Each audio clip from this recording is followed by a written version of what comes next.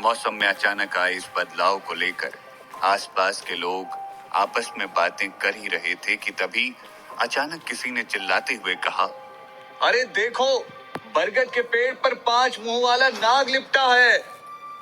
उस आदमी की बात सुनकर वहां मौजूद सभी लोग चौंक गए। तभी भीड़ में से किसी दूसरे आदमी ने हंसते हुए कहा, अरे भाइयों, लगता है आज इसने फिर से चढ़ा रखी है। आज के जमाने में एक मुंह वाला नाग दिखाई नहीं देता और इसे 5-5 मुंह वाला नाग दिखाई दे रहा है। उस दूसरे आदमी की बात सुनकर वहां खड़े सभी लोग ठहाका मारकर हंसने लगे, लेकिन तभी अचानक आसमान में एक जोरदार धमाके के साथ बिजलियां कड़की और उस बिजली की रोशनी में बरगद के पेड़ पर लिपटा हुआ 5 मुंह वाला दिव्य नाग साफ साफ दिखाई देने लगा। हालांकि उस पुराने बरगद के पेड़ की सबसे ऊंची डाली पर लिपटा हुआ वो नाग जख्मी था और उसके 5 फनों से टपकता हुआ खून उस बरगद के फलों में रिस रहा था, लेकिन फिर भी अपने 5 फन गर्व से फैलाए तकरीबन 20-22 फुट की लंबाई वाला स्याह काले रंगों का वो 5 फनों वाला नाग देखने वालों को दूर से ही अपनी दिव्यता का अनुभव करवा रहा था। अपने सामने का नजारा देख वहां मौजूद लोग उस बरगद के पेड़ के नीचे इकट्ठे हो गए। उनमें से कुछ तो उस 5 मुंह वाले नाग को देखते ही घुटनों के बल बैठकर उसकी दिव्यता को प्रणाम करने लगे, तो वहीं कुछ नौजवान उस नजारे को अपने कैमरे में कैद करने के लिए मोबाइल फोन ढूंढने लगे। लेकिन इससे पहले कि वो लोग आंखों को अचंभित कर देने वाले उस नजारे को अपने कैमरे में कैद कर पाते, वो दिव्य नाग एक छोटी सी दिव्य ज्योति में तब्दील हो गया। तभी एक बार फिर से आसमान में तेज बिजलियां कड़की और अचानक वो दिव्य ज्योति गोली की स्पीड से उड़ती हुई पास ही के एक छोटे से घर की तीसरी मंजिल पर बने कमरे में दीवान पर सोए शिवा की दोनों आंखों के ठीक बीचों बीच जा समाई। शिवा का शरीर पिछले 2 सालों से कोमा में था और इस दौरान उसकी हालत में किसी भी तरह का कोई सुधार नहीं हुआ था, लेकिन जैसे ही वो दिव्य रोशनी शिवा के शरीर में समाई तो उसके शरीर में हल्की हल्की हलचल होने लगी और वो कोमा से बाहर आने लगा। एक तरफ शिवा का शरीर धीरे धीरे कोमा से बाहर आ रहा था और दूसरी तरफ शिवा का दिमाग भी अपनी चैतन्य अवस्था में लौट आया था। भले ही उस वक्त शिवा उठकर खड़ा नहीं हो पा रहा था, लेकिन फिर भी वो अपने आसपास होने वाली हर गतिविधि को महसूस कर पा रहा था। उसने मन ही मन खुद से कहा, क्या मैं सच में फिर से धरती लोक पर लौट आया हूं? ये कमजोर और निर्जीव सा शरीर क्या सच में ये मैं ही हूं? लेकिन मैं तो बहुत समय पहले कोमा में चला गया था। खुद से मन ही मन सवाल करते हुए शिवा को धीरे धीरे सब कुछ याद आने लगा। 2 साल पहले अपने कॉलेज का एंट्रेंस एग्जाम देकर लौटते वक्त वो एक ट्रक से टकरा गया था और तब से उसका शरीर कोमा में था। उस एक्सीडेंट की वजह से शिवा का शरीर तो कोमा में चला गया था, लेकिन साथ ही साथ उसकी कुंडलिनी शक्ति भी जागृत हो गई थी और उसकी आत्मा उसका शरीर छोड़कर भटकते हुए नागलोक तक जा पहुंची थी। वहां नागराज तक्षक ने उसे संभाला और अपने बेटे की तरह न केवल उसकी आत्मा का रक्षण कर उसे एक नाग का शरीर दिया, बल्कि इन 2 सालों में शिवा की आत्मा को 2000 साल की तपस्या का फल प्राप्त करके ब्रह्मांड की सारी शक्तियां अर्जित करने में उसकी मदद भी की। और एक दिन जब शिवा भगवान शेषनाग से वरदान पाकर नागलोक का परम प्रतापी सम्राट बन गया तो उसके साथ कुछ ऐसा हुआ जो उसने सपने में भी नहीं सोचा था। नागराज तक्षक ने धोखे से शिवा के नाग शरीर की बलि दे दी। अपना नाग शरीर खोते ही शिवा की आत्मा फिर से मुक्त हो गई और तब जाकर शिवा को नागराज तक्षक के असली मकसद के बारे में पता चला।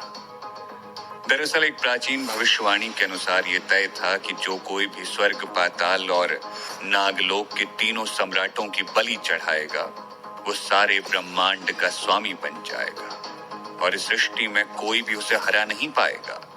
इसीलिए नागराज तक्षक ने शिवा से पहले भी इस तरह 2 और शक्तिशाली आत्माओं को ढूंढकर उन्हें नाग शरीर दिलवाया।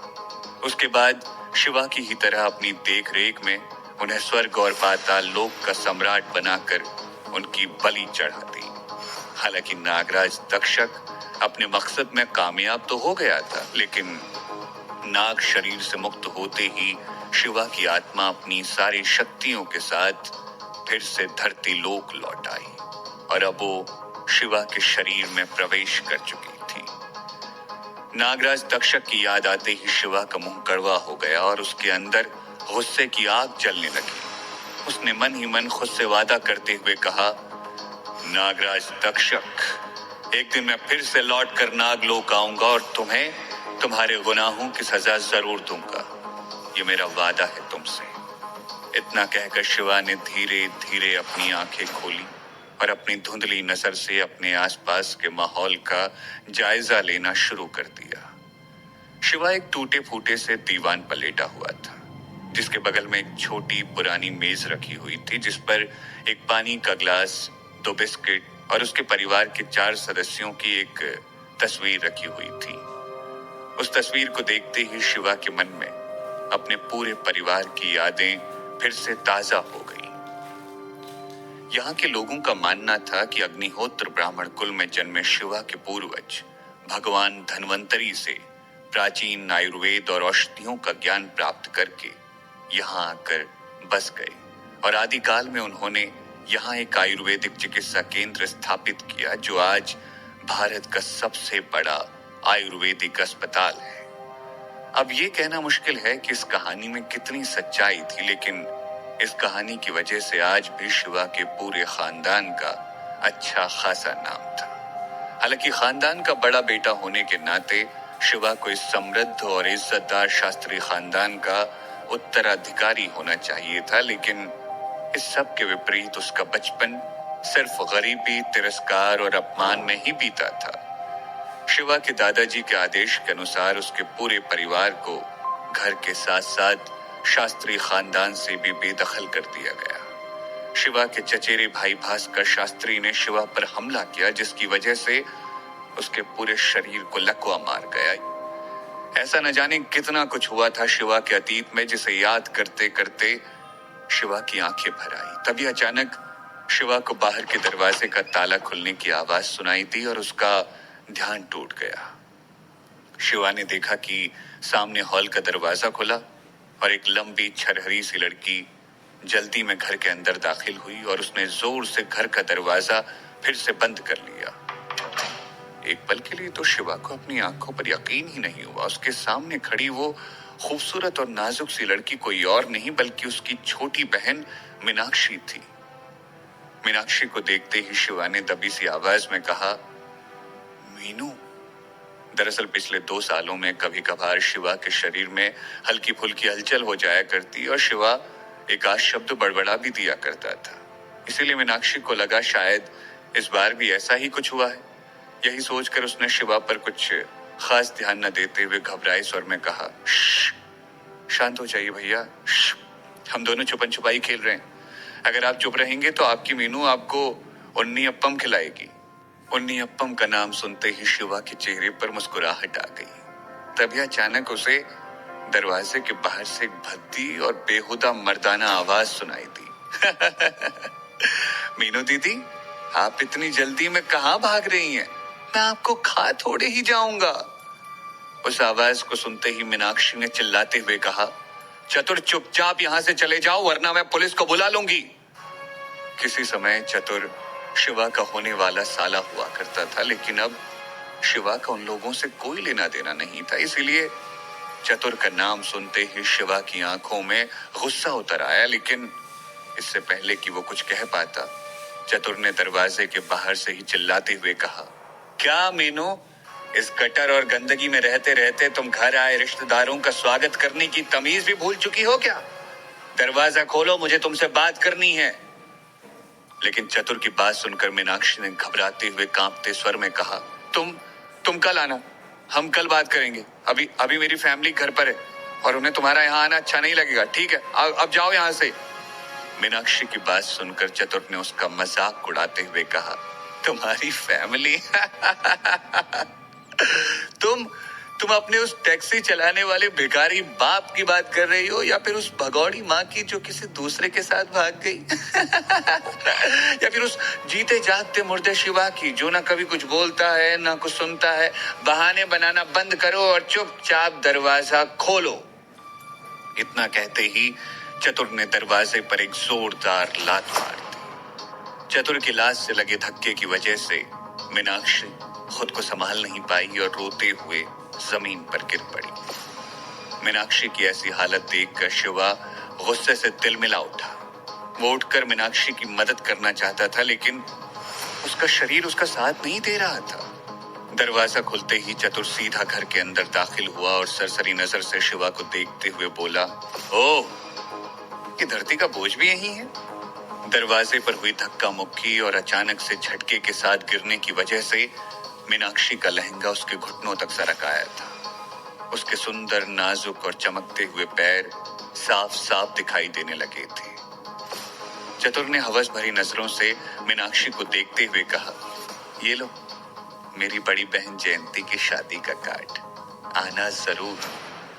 चतुर को इस तरह घूरते देख मीनाक्षी ने झट से अपना लहंगा नीचे सरकाते हुए कहा, अच्छा ठीक है, तुम्हें कार्ड देना था, तुमने दे दिया, अब यहां से जाओ। मीनाक्षी की बात सुनकर चतुर ने अपने होठों पर जबान फेरते हुए कहा, अरे मीनाक्षी जी, जल्दी क्या है? वैसे मेरी बहन ने कहा है कि जब तुम लोग उसकी शादी में आओ तो अपने साथ इस शिवा को भी ले आना। क्या पता इसी बहाने समाज में तुम सबकी वापसी हो जाए, या फिर क्या पता दीदी की शादी देखकर तुम्हारा ये भाई ठीक हो जाए। मीनाक्षी अपने लिए कुछ भी सुन सकती थी, लेकिन जैसे ही चतुर ने शिवा का नाम लिया तो उससे बर्दाश्त नहीं हुआ। उसने भरे गले से चिल्लाते हुए कहा, मेरे भैया की ऐसी हालत देखकर भी तुम लोगों का कलेजा ठंडा नहीं हुआ? जो अब सारे समाज के सामने उनका मजाक बनाने पर तुले हो? निकल जाओ यहाँ से, हमें से कोई भी तुम्हारी बहन की शादी में नहीं आएगा। इतना कहते कहते मीनाक्षी की आंखों में आंसू भर आए, जिसे देखकर चतुर ने उसे ताना मारते हुए कहा, ओहो, देखो तो जरा भाई बहन का प्यार कितना गहरा है। वो तो मेरी बहन ने तुम्हारे इस जिंदा लाश भाई को माफ करने का मन बना लिया है, वरना हम तो खुद नहीं चाहते थे कि तुम में से कोई भी वहां आए। कान खोलकर सुन लो, चुपचाप शादी में आ जाना और साथ में मेरी बहन के कन्यादान में देने के लिए कम से कम 1 लाख रुपए तक के तोहफे लेकर आना, वरना। चतुर के मुंह से 1 लाख रुपए के तोहफों की बात सुनते ही मीनाक्षी के पैरों तले जमीन खिसक गई। उसने गुस्से में तिलमिलाते हुए चतुर से कहा, 1 लाख रुपए के तोहफे? किस बात के तोहफे? हाँ, तुम लोग अपनी हद पार कर रहे हो। मेरे भैया और तुम्हारी बहन की शादी तो बचपन में ही तय हो गई थी, लेकिन आज वो मेरे भैया से रिश्ता तोड़कर उन्हीं के चचेरे भाई भास्कर से शादी करने जा रही है। क्या वो काफी नहीं था जो अब तुम हमसे 1 लाख रुपए के तोहफे भी मांग रहे हो? भूल गए जब तुम्हारी बहन बुरी तरह से बीमार थी और मेरे भैया ने अपनी जान पर खेलकर उसकी जान बचाई थी? उस एहसान का बदला चुकाना तो दूर, तुम लोग तो इंसानियत की हद भी पार करते जा रहे हो। मुझे तो तुम्हें अपना रिश्तेदार कहते हुए भी शर्म। इससे पहले कि मीनाक्षी अपनी बात पूरी कर पाती, चतुर का गुस्से का पारा चढ़ गया और उसने बिना कुछ सोचे मीनाक्षी के गाल पर जोरदार तमाचा चढ़ दिया, जिसकी वजह से मीनाक्षी लड़खड़ाकर जमीन पर गिर पड़ी। क्या अपने सामने मीनाक्षी को इस तरह पिटते देखकर उसे बचा पाएगा शिवा, या फिर चतुर कर देगा जुल्म की सारी हदें पार? आखिर ऐसा क्या हुआ था शिवा के अतीत में? आखिर क्या रहस्य है नागलोक का और कौन सी शक्तियां मिली हैं शिवा को? जानने के लिए सुनिए हिस रीबर्थ ऑफ अ डिस्ट्रॉयर का अगला एपिसोड सिर्फ पॉकेट एफएम पर।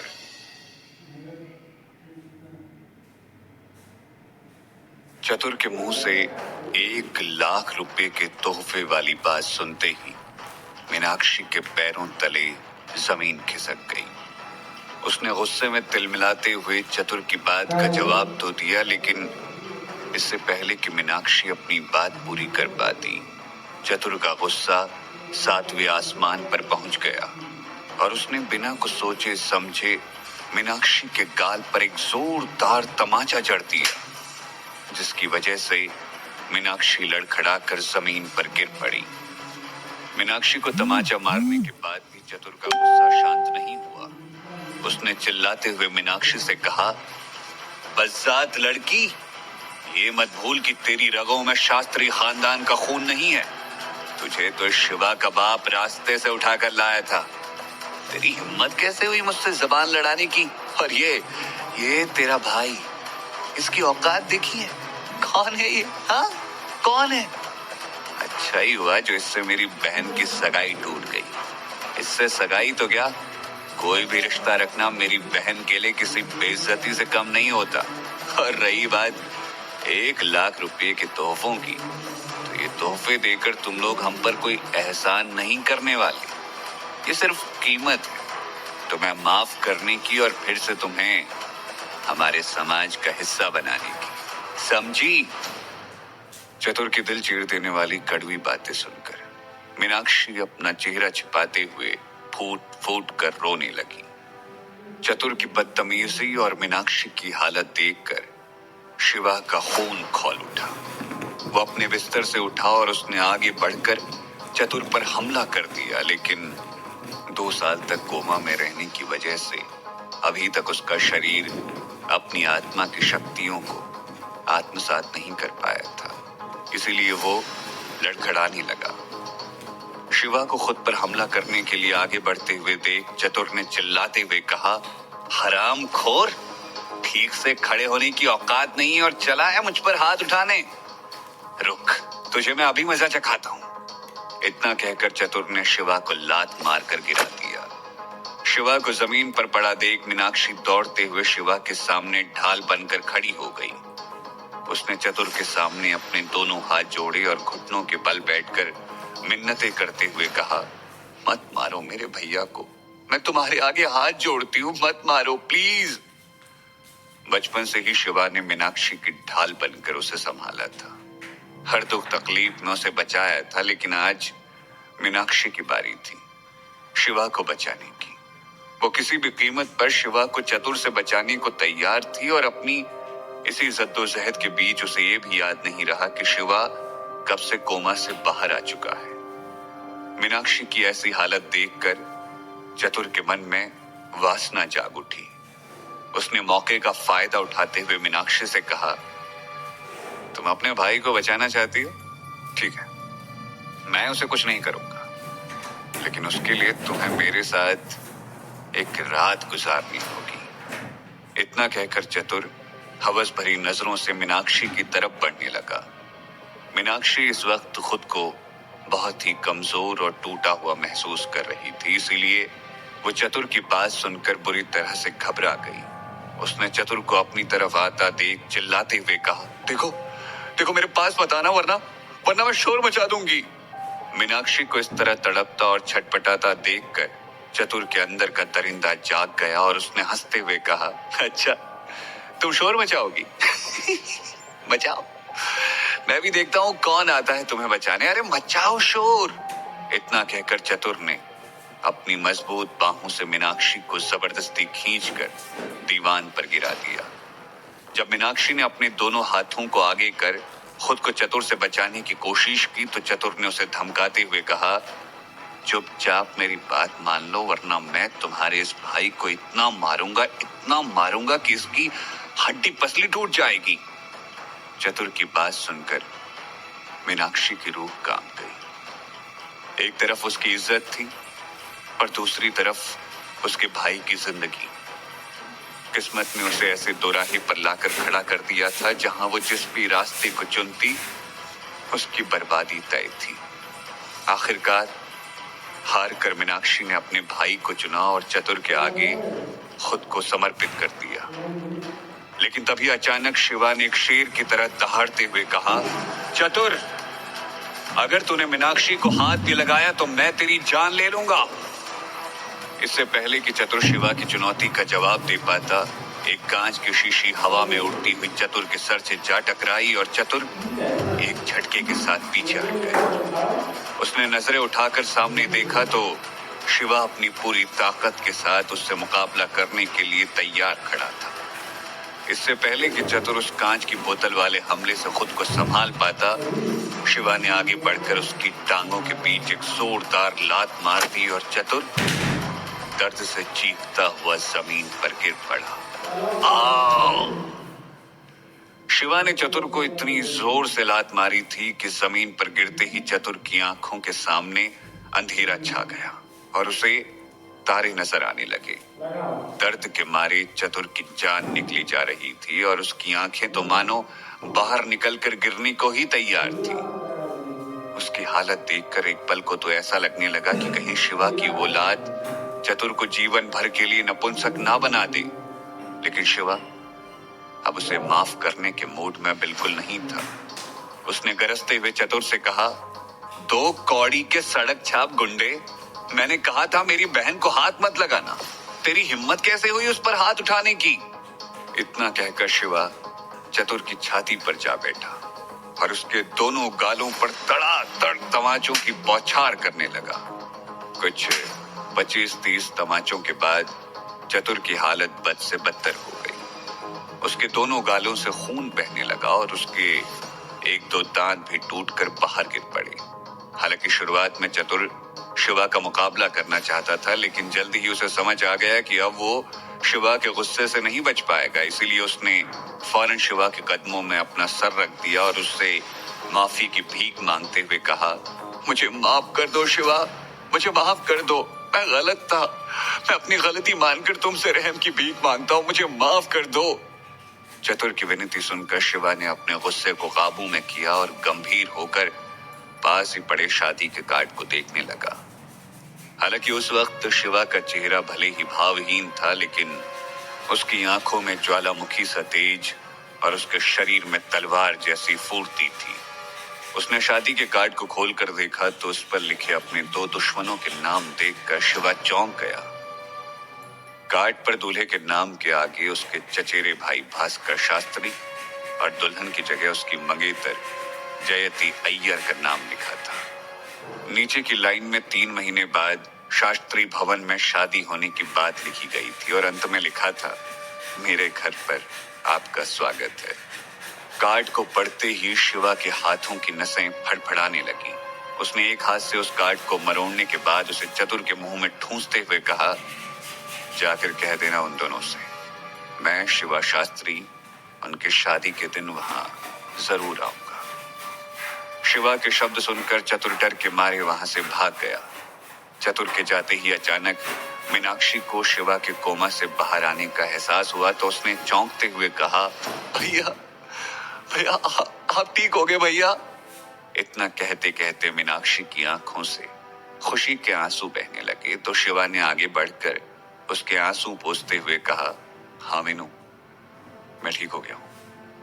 शिवा को अपने सामने इस तरह बिल्कुल तंदुरुस्त खड़े देखकर मीनाक्षी दौड़कर उसके गले लग गई और उसने सुबक सुबक कर रोते हुए कहा, आप सच में ठीक हो गए भैया, भगवान का लाख लाख शुक्र है, आप ठीक हो गए। शिवा ने मीनाक्षी को सांत्वना देते हुए आगे कहा, मुझे माफ कर दो मीनू, मैं तुम्हारा ख्याल नहीं रख पाया।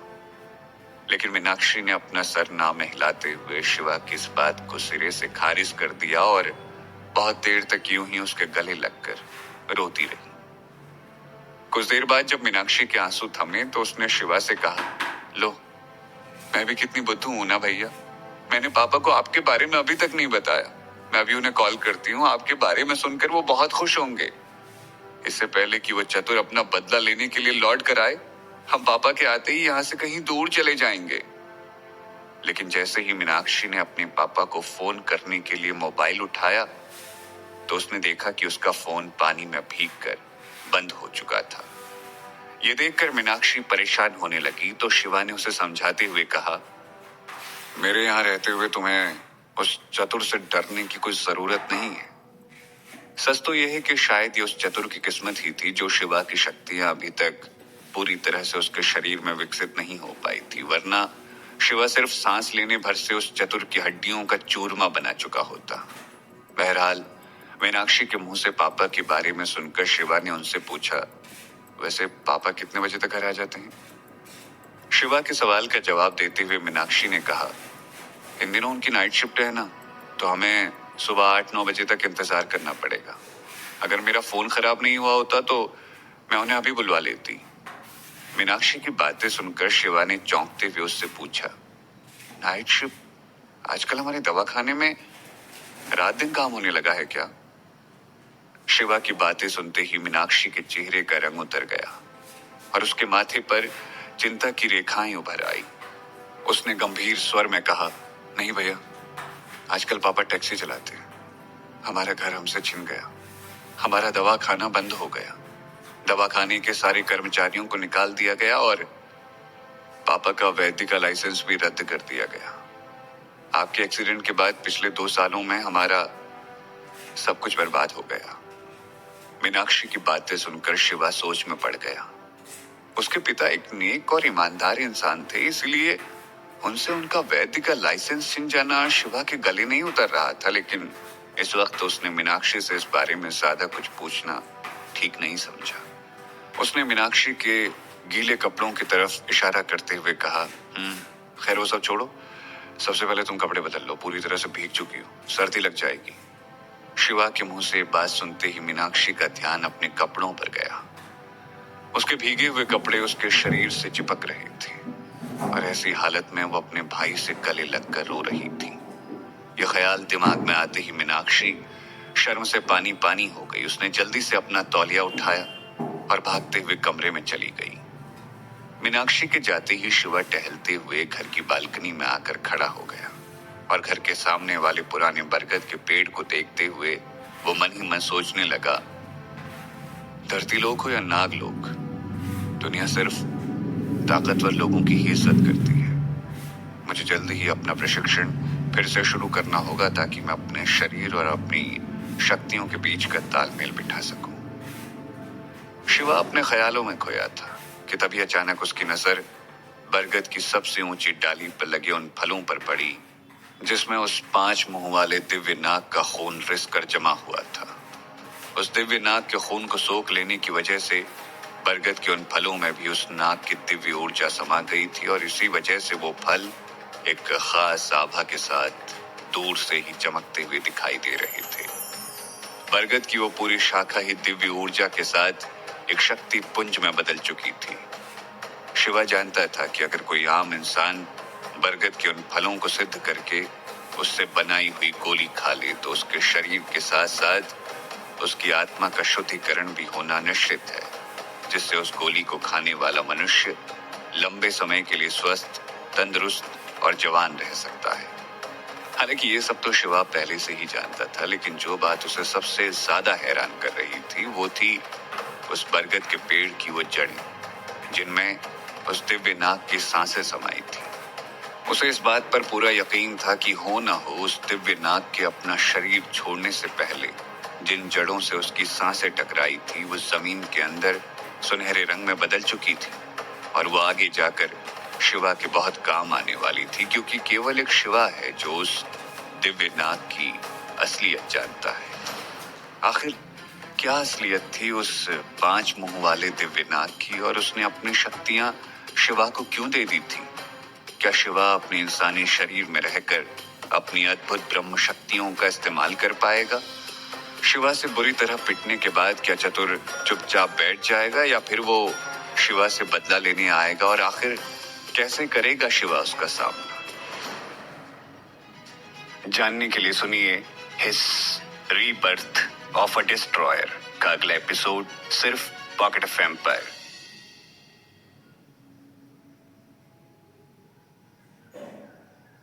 फिर वो वापस अंदर चला गया। अब तक मीनाक्षी नहाकर बाहर निकली तो उसने देखा कि शिवा रसोई में खड़ा खाना पका रहा है। उसे देखते ही मीनाक्षी भागती हुई रसोई में पहुंची और शिवा के हाथों से करछी लेती हुई बोली, अरे भैया, आप अभी अभी तो ठीक हुए और अभी से काम पर लग गए। लाई छोड़ी, मैं करती हूँ। मीनाक्षी को इस तरह परेशान देखकर शिवा के चेहरे पर मुस्कुराहट आ गई। उसने हंसते हुए कहा, अच्छा हुआ तुम आ गई, पता नहीं कौन सा मसाला कहाँ रखा, मुझे तो कुछ भी नहीं मिल रहा था। आओ दोनों मिलकर बनाते, वरना मैं पक्का सब्जी में नमक की जगह शक्कर और मीठे में शक्कर की जगह नमक डाल दूंगा। शिवा की बात सुनकर मीनाक्षी की भी हंसी छूट गई। उसके बाद बहुत देर तक दोनों भाई बहन रसोई में खड़े अपनी बचपन की यादें ताजा करते हुए बातें करते रहे। उनकी बातों का सिलसिला जो एक बार शुरू हुआ तो फिर वक्त कैसे निकल गया उन्हें पता ही नहीं चला। बातों ही बातों में कब खाना बन गया और उन दोनों ने खा भी लिया उन्हें ध्यान ही नहीं रहा। ये तो मीनाक्षी के सोने के बाद जब शिवा ने घड़ी देखी तो उसे पता चला कि रात के 2 बज चुके हैं। मीनाक्षी के सोते ही शिवा दोबारा अपने घर की बालकनी में आकर खड़ा हो गया और अपने दिव्य नाग रूप को याद करते हुए शिवा ने मन ही मन कहा, आज से 2 साल पहले जिस लाचार और कमजोर शिवा का एक्सीडेंट हुआ था वो तो कब का मर चुका है। आज जो शिवा लौट कर आया है वो कोई और नहीं बल्कि नागलोक का अजयी सम्राट है। इतना कहते ही शिवा ने अपनी दोनों आंखों के ठीक बीचों बीच उस जगह को छूकर देखा जहां से शिवा की आत्मा अपनी दिव्य नाग शक्तियों के साथ उसके शरीर में दोबारा लौट कर आई थी। शिवा को ये शक्तियां स्वयं भगवान शेषनाग से मिली थी। कहते हैं ऐसी ब्रह्म शक्तियां केवल स्वर्ग पाताल और नागलोक के परम प्रतापी सम्राटों को ही मिल सकती थी। नागलोक में शिवा ने नागराज तक्षक की मदद से 2 सालों में 2000 साल की कठोर तपस्या का फल प्राप्त किया था। 4 वेदों, 6 शास्त्रों और 18 पुराणों के ज्ञान के साथ साथ पंच तत्वों की ब्रह्म शक्तियां भी उसमें समाहित थी। उसे न भूमि निगल सकती थी, न अग्नि जला सकती थी, न पानी गला सकता था, न हवा उड़ा सकती थी और न ही आकाश उसका गबन कर सकता था। अष्ट सिद्धि, 9 निधि और 16 कलाओं से परिपूर्ण वो प्राचीन युद्ध कला, तलवारबाजी और करारी पट्टू में माहिर हो चुका था। उसका शरीर वज्र की तरह मजबूत बन चुका था जिसे गोली तो क्या मिसाइल भी भेद नहीं सकती। भगवान शेषनाग ने उसे आशीर्वाद स्वरूप यंत्र, मंत्र और तंत्र का संपूर्ण ज्ञान दिया था जिसकी वजह से इस पूरी धरती पर कोई भी उसका सामना नहीं कर सकता था। सीधे शब्दों में कहें तो उन ब्रह्म शक्तियों को पाकर शिवा धरती पर भगवान शेषनाग का अवतार बन चुका था। शिवा ने मन ही मन भगवान शेषनाग को धन्यवाद देते हुए कहा, भगवान, आपकी दी हुई इन शक्तियों की वजह से मैं अमर होकर धरती का सबसे शक्तिशाली मनुष्य बन चुका हूं। आपका ये उपकार मैं हमेशा याद रखूंगा और मैं आपको कभी निराश नहीं करूंगा। शिवा की शक्तियां अभी तक उसके मनुष्य शरीर के साथ तालमेल नहीं बिठा पाई थी। उसे अपने शरीर में उन शक्तियों को जागृत करने के लिए सही विधि की जरूरत थी जो उसे नागलोक के प्राचीन ग्रंथों से ही मिल सकती थी। इसीलिए शिवा ने अपनी आंखें बंद कर नागलोक के प्राचीन ग्रंथों का ध्यान किया और उनमें अपनी शक्तियों को जागृत करने की विधि ढूंढने लगा। लेकिन उसे उन प्राचीन ग्रंथों में ऐसी कोई विधि नजर नहीं आई जो उसके काम आ सके। हालांकि उन ग्रंथों में उसे समाधि में जाकर अपनी शक्तियों को जागृत करने की विधि मिली जरूर, लेकिन शिवा उस विधि का इस्तेमाल नहीं कर सकता था क्योंकि जब नागराज तक्षक ने शिवा के नाग शरीर की बलि चढ़ाई तब शिवा की आत्मा भले ही आजाद हो गई थी, लेकिन नागराज तक्षक ने उस पर अपनी एक खास छाप बना दी थी ताकि जब भी शिवा समाधि में जाकर अपनी शक्तियां जागृत करने की कोशिश करे तो उसका आधा फल नागराज तक्षक को मिल जाए और वो और ज्यादा शक्तिशाली हो जाए। अपनी आत्मा पर बनी उस छाप को याद करते हुए शिवा ने मन ही मन कहा, स्वर्गलोक और पाताल लोक के सम्राटों ने भी यही गलती की थी।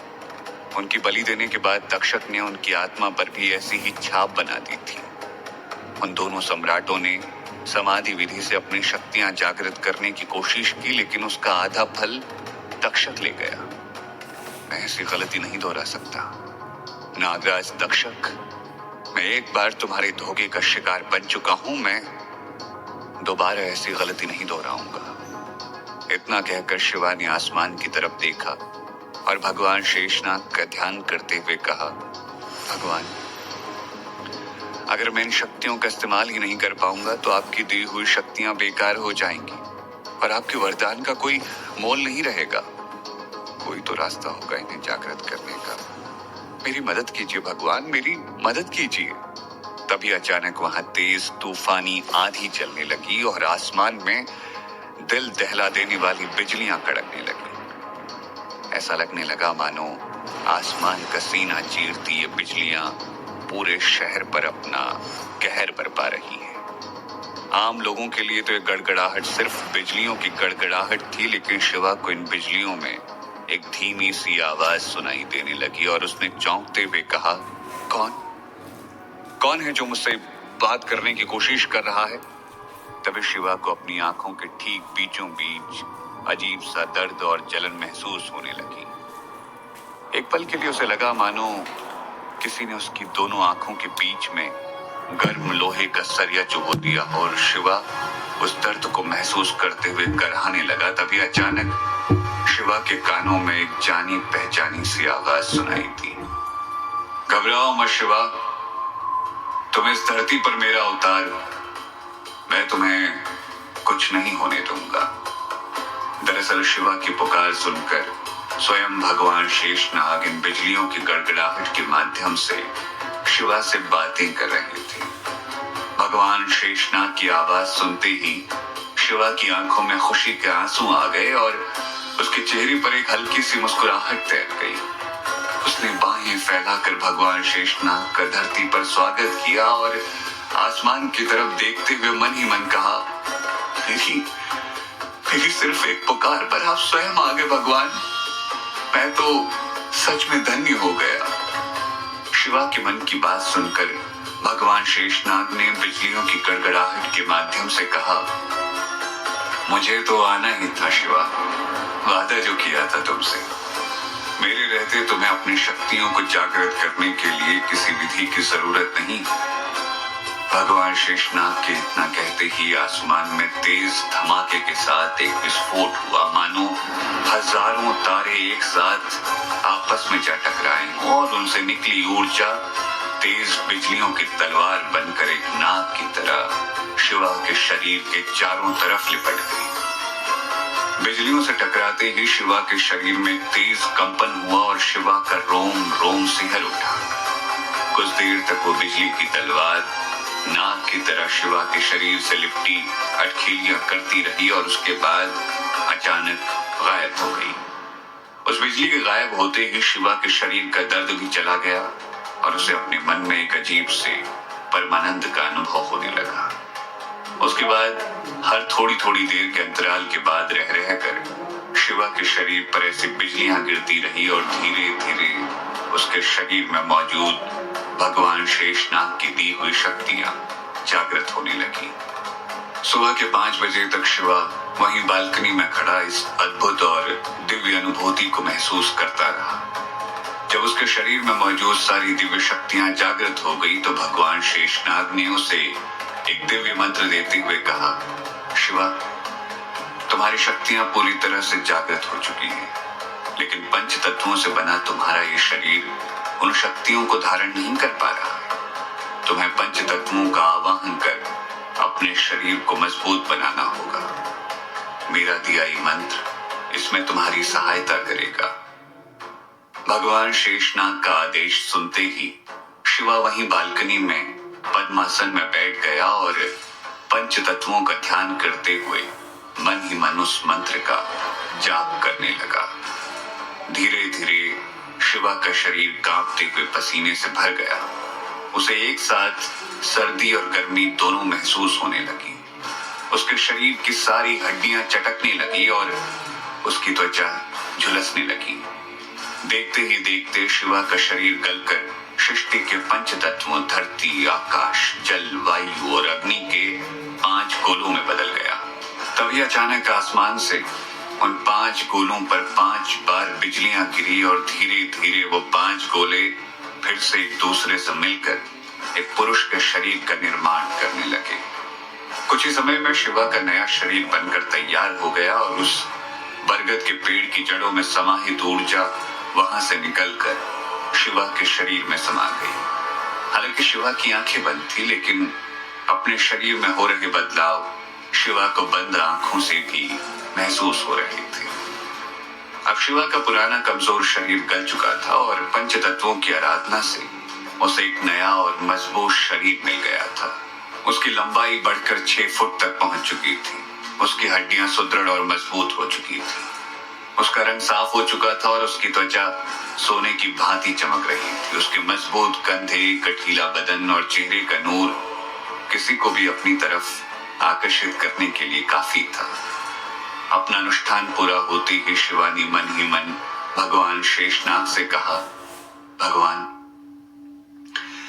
ऐसी दिव्यता और ऐसा अनुभव मुझे अपनी तपस्या के समय भी महसूस नहीं हुआ था। आपकी कृपा पाकर तो मेरा जीवन ही सफल हो गया। शिवा की बात सुनकर भगवान शेषनाग ने मुस्कुराते हुए कहा, आज के लिए इतनी साधना काफी है शिवा, लेकिन याद रखना, मनुष्य शरीर नश्वर है। तुम्हें समय समय पर पंच तत्वों की साधना को दोहराना होगा ताकि तुम अपने पुराने शरीर को नष्ट करके नया शरीर पा सको। भगवान शेषनाग की बात सुनकर शिवा ने हामी भरते हुए अपना सर हिलाया और देखते ही देखते भगवान शेषनाग की आवाज बिजलियों की गड़गड़ाहट में खो गई। अपनी साधना का पहला चरण खत्म होते ही शिवा ने आंखें खोलकर अपने आसपास देखा। हालांकि अभी सुबह नहीं हुई थी, लेकिन फिर भी आसमान में सूरज की किरणों की लालिमा साफ साफ दिखाई देने लगी थी। शिवा अपनी साधना से बहुत थक चुका था और उसका शरीर पसीने से तरबतर हो चुका था, इसलिए वो उठकर बाथरूम में नहाने चला गया। जब शिवा बाथरूम से नहाकर निकला तो उसे अपने घर के नीचे काफी सारे लोगों का शोर शराबा सुनाई देने लगा। वो शोर शराबा सुनकर शिवा ने दीवार पर टंगी घड़ी की तरफ देखा तो घड़ी में अभी सिर्फ सुबह के 6 बजे थे और उसके हिसाब से इस वक्त इतना शोर कुछ ज्यादा ही अजीब था। इसीलिए शिवा ने बालकनी से झांककर सड़क की तरफ देखा तो सामने का नजारा देखकर वो चौंक गया। तकरीबन 1 दर्जन लग्जरी गाड़ियां सामने वाले बरगद के पेड़ के पास आकर रुकी और बहुत से सूट बूट पहने हट्टे कट्टे बॉडीगार्ड जैसे दिखने वाले लोग उन गाड़ियों से निकलकर उस बरगद के पेड़ के इर्द गिर्द इकट्ठा होकर बरगद की डालियों को देखने लगे। उनमें से एक ने बरगद के पेड़ों पर लगे उन दिव्य फलों को देखकर चिल्लाते हुए कहा, अरे यहाँ तो सच में वो चमत्कारी फल लगे हैं, देखो वो वहां। उन लोगों को पेड़ की तरफ इशारा करते देख शिवा ने चौंकते हुए खुद से कहा, अजीब बात है, इसका मतलब इस पेड़ के दिव्य फलों के बारे में और भी कई लोगों को पता है, लेकिन शायद उन लोगों को ये नहीं पता कि अगर उन्हें मेरे खून से सने फल चाहिए तो पहले उन्हें मुझसे पूछना होगा। उस दिव्य नाग के खून से सने फलों का रहस्य तो केवल शिवा को पता था, तो फिर इन लोगों को इसके बारे में कैसे पता चला? आखिर क्यों पाना चाहते थे वो बॉडीगार्ड्स उन दिव्य फलों को? कौन था इन सब के पीछे और क्या मकसद था उसका? जानने के लिए सुनिए हिस रीबर्थ ऑफ अ डिस्ट्रॉयर का अगला एपिसोड सिर्फ पॉकेट एफएम पर।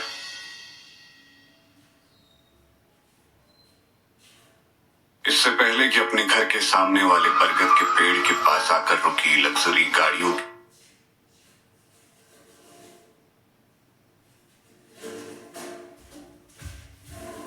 We are now moving on to our final session of the day, which will tackle the topic. काफिले और सूट बूट पहने हट्टे कट्टे बॉडीगार्ड्स को देखकर शिवा कुछ समझ पाता। उनमें से एक आदमी ने कहा, अरे यहाँ तो सच में वो चमत्कारी फल लगे हैं, देखो वो वहां। इतना कहकर उस बॉडीगार्ड ने पेड़ की सबसे ऊंची डाली की तरफ इशारा किया। उसकी बात सुनकर दूसरे बॉडीगार्ड ने कहा, इसका मतलब राव साहब ने ठीक कहा था। अफसोस उनका गणित सही नहीं बैठा, बेचारे बिना बात ही खून की उल्टियां करते हुए मारे गए। अच्छा देर मत करो, जल्दी से ऊपर चढ़ो और वो चमकीला फल तोड़ कर लाओ। इस बार तो हम उस्ताद रंगा स्वामी की जान बचा कर ही रहेंगे। वैसे भी इस बार इनाम की रकम भी बहुत मोटी है। उस बॉडीगार्ड के चिल्लाते ही 5-6 मुष्टंडे जैसे दिखने वाले बॉडीगार्ड उस दिव्य नाग के खून से सने उन दिव्य फलों को तोड़ने के मकसद से उस पुराने बरगद के पेड़ पर चढ़ने लगे। ये देखकर शिवा ने सोचा, अगर उन्हें मेरे खून से सने फल चाहिए तो पहले उन्हें मुझसे पूछना होगा। और वहीं बालकनी से कूदने की वो तैयारी करने लगा, लेकिन तभी उसकी नजर आसपास के घरों की खिड़कियों पर पड़ी। कुछ घरों की लाइटें जल चुकी थी और लोग अपना सर बाहर निकालकर झांक रहे थे। इसीलिए शिवा ने सीढ़ियों के रास्ते नीचे जाना ही ठीक समझा। शिवा सीढ़ियों से होकर टहलता हुआ नीचे तक आ गया और उस पेड़ के पास पहुंचकर वहां का जायजा लेने लगा। उसने देखा कि वहां लगभग 30 के आसपास बॉडीगार्ड्स मौजूद हैं और सभी केरल के मशहूर मार्शल आर्ट फॉर्म कलरीपट्टू में भी माहिर लग रहे हैं। लग्जरी गाड़ियों का लंबा काफिला सूट बूट और कलरीपट्टू की महारत देखकर ही लग रहा था कि वो किसी बहुत ही खास और जाने माने खानदान से ताल्लुक रखते हैं। इन्हीं बॉडीगार्ड्स के बीच एक लाल रंग का चमड़े का कोट पहने लंबी और रौबीली औरत भी थी, जो इन सारे गार्ड्स को अपनी उंगलियों के इशारे पर नचा रही थी। उसे देखकर ही लग रहा था कि वो इन सब की लीडर है। उसी लड़की ने सबसे पहले शिवा को बरगद के पेड़ के नजदीक आते हुए देखा, लेकिन शिवा का यूं बेपरवाह होकर वहां टहलना शायद उसे रास नहीं आया और उसने लगभग डांटते हुए शिवा से कहा, ओ हीरो, यहाँ क्या कोई तमाशा चल रहा है या कोई मदारी का खेल हो रहा है जो तू यहाँ टहलता फिर रहा है? चल भाग यहाँ से। उस लड़की के इस तरह बदतमीजी से बात करते ही शिवा की तेरियां चढ़ गई। उसकी नसों में उबाल आने लगा और उसका पूरा शरीर गुस्से से जलने लगा। शिवा की आंखें गुस्से से लाल हो गई और वो उस लड़की को घूर कर देखने लगा। अगले ही पल शिवा ने खुद को संभाला और मुस्कुराते हुए उस लड़की से विनम्रता के साथ पूछा, ये पुराना बरगद का पेड़ एक सार्वजनिक संपत्ति यानी पब्लिक प्रॉपर्टी है, तो मैं भला यहाँ क्यों नहीं आ सकता? उस लड़की को शिवा से उल्टे जवाब की उम्मीद नहीं थी, इसलिए शिवा की बात सुनकर उस लड़की ने शिवा का मजाक उड़ाते हुए कहा, बहुत जबान चल रही है, लगता है शरीर के साथ साथ इसके दिमाग पर भी चर्बी चढ़ गई है। उस लड़की की बात सुनकर शिवा ने मुस्कुराते हुए उससे पूछा, क्यों? मैंने ऐसा क्या कह दिया? लेकिन इस बार शिवा की बात सुनकर वो लड़की गुस्से से भर गई। उसने चिल्लाते हुए कहा, आगे आप फिर बताती हूँ क्या कहा। लड़की की बात सुनकर शिवा ने बेपरवाह आगे बढ़ते हुए कहा, अच्छा तुम बुला रही हो तो ये लो, मैं आ गया। इतना कहकर शिवा उस लड़की की तरफ बढ़ने लगा। शिवा का बेबाक और रौबीला अंदाज देखकर वो लड़की बुरी तरह से चिढ़ गई। उसने चिल्लाते हुए अपने गुंडों से कहा, देखो जरा इस लड़के को। उस लड़की की आवाज सुनते ही पास खड़े 2 गार्ड्स शिवा को उठाकर फेंकने के लिए आगे बढ़ने वाले थे, लेकिन तभी भीड़ में से किसी ने उन्हें रोकते हुए कहा, रुको, 1 मिनट रुको। शिवा ने पलटकर उस आवाज की दिशा में देखा तो भीड़ में से निकलकर एक बुजुर्ग उसके सामने आकर खड़े हो गए। झुर्रियों से भरे उस बुजुर्ग के चेहरे पर सौम्यता और शालीनता के भाव थे, लेकिन उसकी ठोड़ी पर बना पुराना गहरे घाव का निशान उनके अतीत की कहानी कह रहा था। जैसे ही उस बुजुर्ग ने शिवा को देखा तो उसे अपनी आंखों पर यकीन नहीं हुआ। उसने शिवा के पास आकर उसके चेहरे को गौर से देखा और खुशी से चहकते हुए कहा, छोटे मालिक शिवा, ये आप ही हो ना? आप ठीक हो गए? शिवा को उस बुजुर्ग की आवाज जानी पहचानी सी लगी, लेकिन वो उसे पहचान नहीं पा रहा था। पहचानता भी कैसे? धरती लोक से गए भले ही उसे 2 साल हुए थे, लेकिन नागलोक में तो उसके लिए 2 साल 2000 साल की तरह बीते थे। तो शिवा ने चौंकते हुए कहा, माफ कीजिएगा लेकिन मैंने आपको पहचाना नहीं। शिवा की बात सुनकर उस बुजुर्ग ने मुस्कुराते हुए कहा, अरे आपने मुझे नहीं पहचाना? मैं आपका मुरली काका, मुरली नाथन, याद है? आपके पिताजी के दवाखाने में काम करता था। उन्होंने तो बताया नहीं कि आप ठीक हो गए। शिवा को अपने सामने तंदुरुस्त देखकर मुरली काका के चेहरे पर खुशी की झलक साफ साफ दिखाई दे रही थी। ये सोचकर शायद शिवा मुरली काका का जानकार है, शिवा की तरफ बढ़ते गार्ड्स वहीं रुक गए। मुरली काका का नाम सुनते ही शिवा उन्हें पहचान गया और उसने मुस्कुराते हुए कहा, अरे मुरली काका, आप कैसे हैं? आप तो जैसे गायब ही हो गए थे। जब शिवा के दादाजी ने शिवा के पिता को अपने घर से निकाल दिया था तो उन्होंने अपना एक छोटा सा दवाखाना खोल दिया था। मुरली काका उनके उसी दवाखाने में काम करते थे।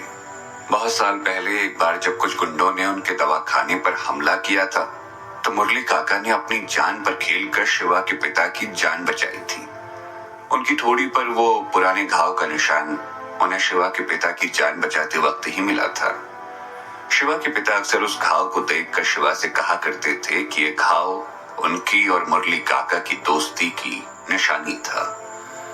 शिवा और मुरली काका आपस में बातें ही कर रहे थे कि इतने में वो लाल चमड़े का कोट पहनी लड़की उनके पास आकर खड़ी हो गई। उसे देखते ही मुरली काका ने झुककर उसे सलाम करते हुए कहा, छोटे मालिक, ये सभी स्वामी खानदान के लोग हैं। मैं यहाँ इन्हें इस पेड़ के फल तोड़ने के लिए लेकर आया हूँ। इतना कहकर मुरली काका ने धीमे स्वर में शिवा के कान के पास आकर कहा, ये नंदिनी मेम साहब है, उस्ताद रंगा स्वामी की पोती।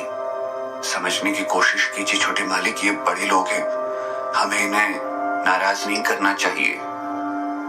स्वामी खानदान पूरे कोयम्बटूर में सबसे प्रतिष्ठित परिवारों में से एक था।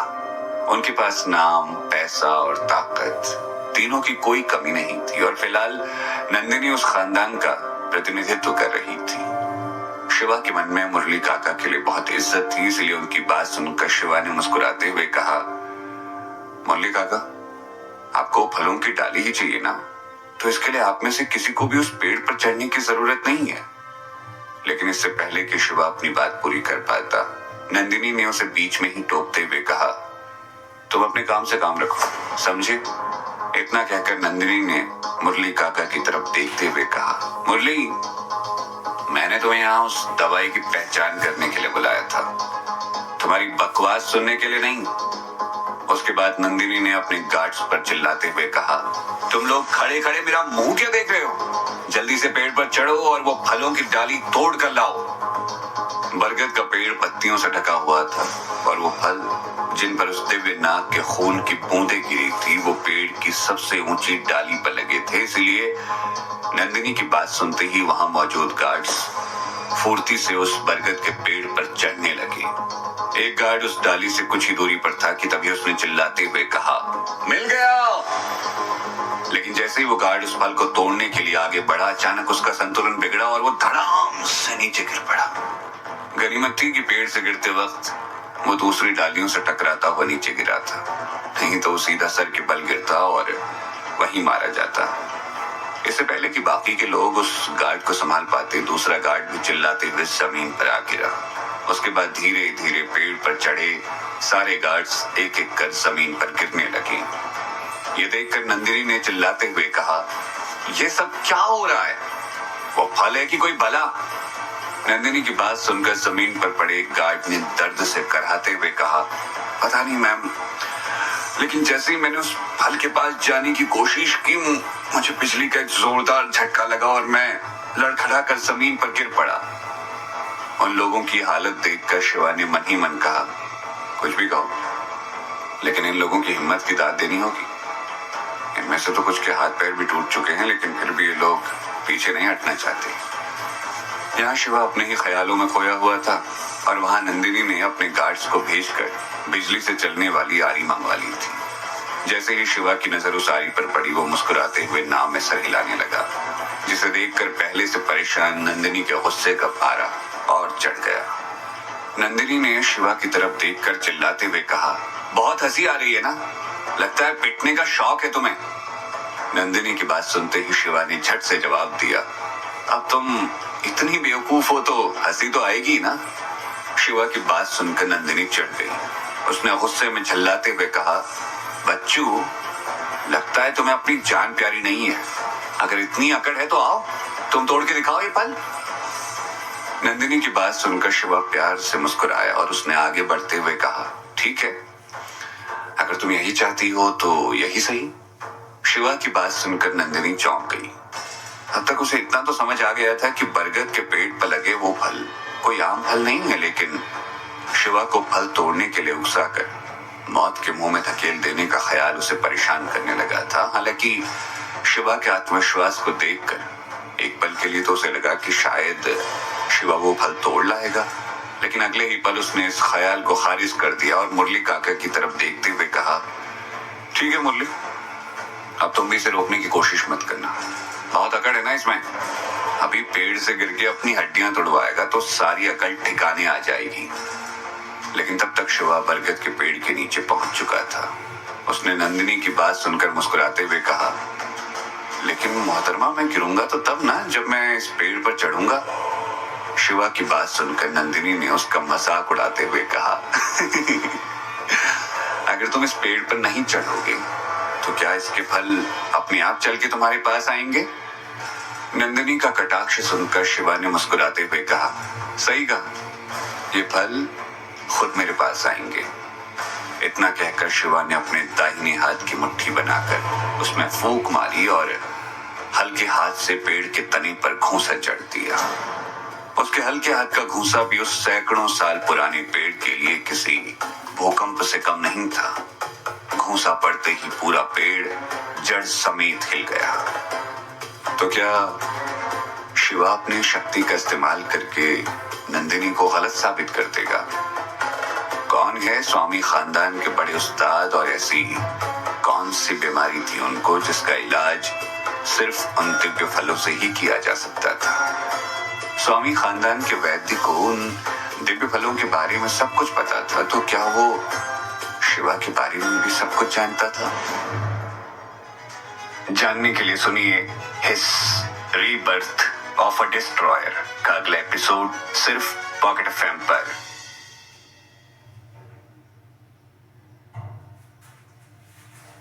शिवा ने जैसे ही अपने दाहिने हाथ की मुट्ठी बनाकर उसमें फूंक मारी और हल्के हाथ से पेड़ के तने पर घूंसा जड़ा, पूरा पेड़ जड़ समेत हिल गया।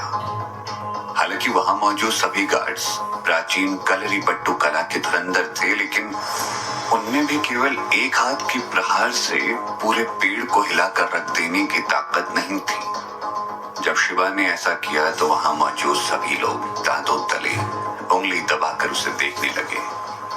वैसे तो नंदिनी भी शिवा की काबिलियत देखकर चौंक गई थी, लेकिन उसने मन ही मन खुद को समझाते हुए कहा, इसे थोड़ा बहुत कलरी पट्टू आता है तो क्या हुआ? हमारा स्वामी खानदान भी किसी से कम नहीं है। हमारे यहाँ तो ऐसे लोगों की भीड़ पड़ी है।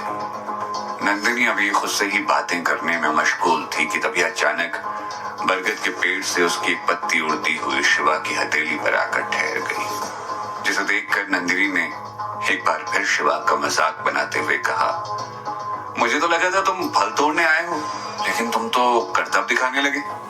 ऐसा खेल तो हमारे यहाँ के नौकर भी कर लेते हैं। नंदिनी का इस तरह शिवा का मजाक बनाना मुरली काका को अच्छा नहीं लगा, लेकिन फिर भी शिवा का असफल होता देखकर उन्होंने राहत की सांस ली, क्योंकि वो नहीं चाहते थे कि शिवा उस पेड़ के फल तोड़ने की कोशिश में खुद को किसी भी तरह का नुकसान पहुंचाए। लेकिन शिवा ने अब तक कोशिश भी तो नहीं की थी, तो असफलता कैसी?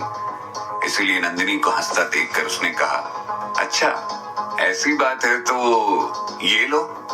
इतना कहकर शिवा ने अपनी हथेली पर गिरी पत्ती को अपनी पहली दो उंगलियों के बीच फंसाया और मन ही मन खुद पर हंसते हुए कहा, वाह क्या बात है शिवा बाबू, नागलोक में इस तकनीक का इस्तेमाल करके मैं खुद से हजारों मील दूर खड़े दुश्मन के भी टुकड़े कर दिया करता था, और आज इस तकनीक से पेड़ के फल तोड़ रहा हूं। यही सब सोचते हुए शिवा ने एक खास तकनीक से अपनी पहली दो उंगलियों में फंसी उस पत्ती को बरगद के पेड़ पर फेंक दिया, और हवा से भी तेज गति से उड़ती हुई वो पत्ती सीधा जाकर पेड़ की उस शाख पर